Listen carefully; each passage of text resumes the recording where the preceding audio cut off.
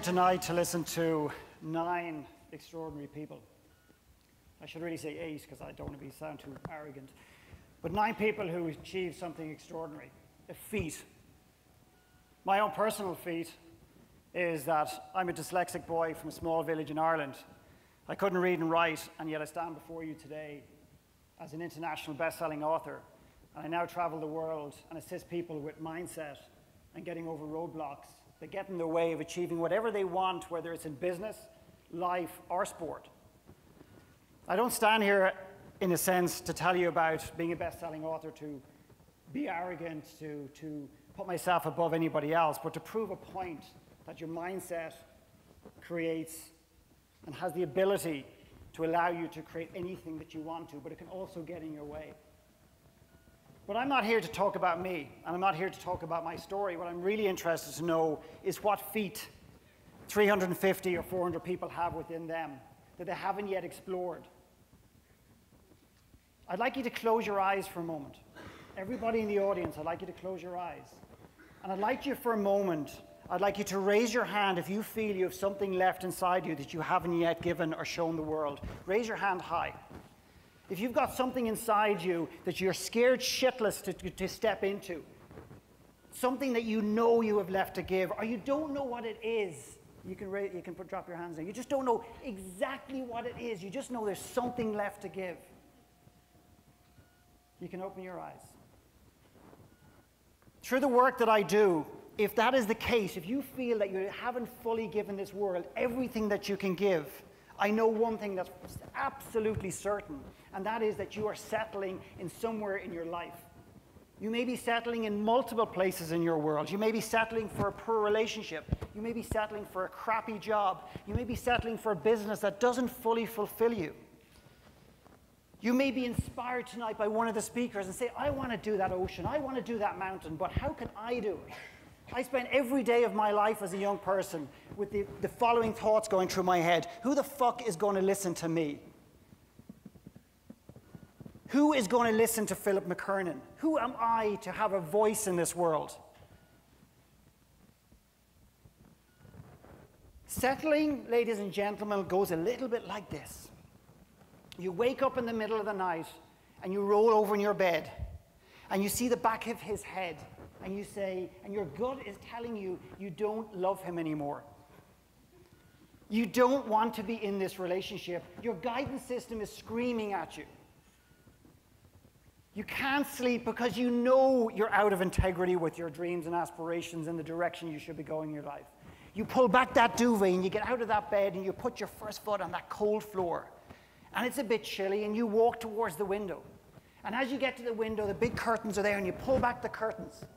And out there represents the future. Out there represents change. Out there represents something that you don't know. And it's dark, and it's wet, and it's windy, not just because it's the North Shore. And you're scared. And you don't see the light at the end of the tunnel. There is no hope. And you look back at that bed, and you see him, you go, his jokes aren't that bad. He's kind of funny. He's not bad in bed. You know what? I think I love him. And you close those curtains. And you walk back across that room. You get back into that bed. You pull that big duvet back across you. And the moment that duvet hits that mattress, you've settled again in your life. Because you don't want extraordinary. You want ordinary. There was a gentleman I was working with who couldn't get out of his own way in business. He kept wondering, why do I not succeed in business? He had all the intellect. He understood his business better than I would ever understand his business. But what was getting in front of him and in his way was him. He believed at the core, there's two reasons why human beings don't achieve stuff. One is they don't think they can do it intellectually, and the second, the stealth bomber that we're not aware of, is I don't feel I deserve it.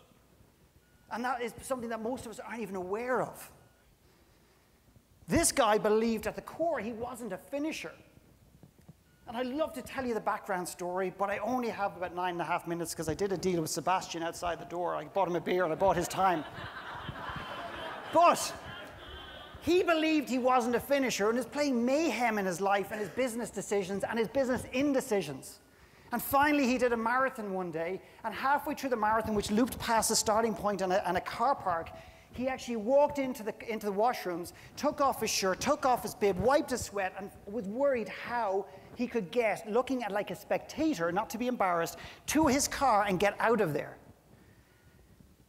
Through the deeper psychological work that he had done, and because he dug deep and considered the people that he had promised he was going to fulfill this dream with, he put that shirt back on, he put that bib back on, he walked outside that door and he finished that race and he finished that marathon for the first time in his life. It's not about the marathon. It has nothing to do with the race. It was the fact that he broke through that mental barrier to finish something in his mind for the first time in his life. I'm here for one reason, and one reason only. And I dare you. I dare you. I haven't said this since I was in school. I triple dare you to take whatever feat you have within you, to challenge yourself, to admit where you're settling in life and make a change. To get out of that bed, walk across that room, get to that window, open back those curtains, open that window, jump out that window, because I promise you one thing. I absolutely guarantee you one thing. There's a guy at the under end of that road who's better in bed, who's more funnier than he'll ever be, who'll treat you better than that guy has ever treated you. Because you know what? You may not think it. But I believe that you deserve it. You have to believe in yourself, ladies and gentlemen. You have to. Because on many occasions, no one else ever will.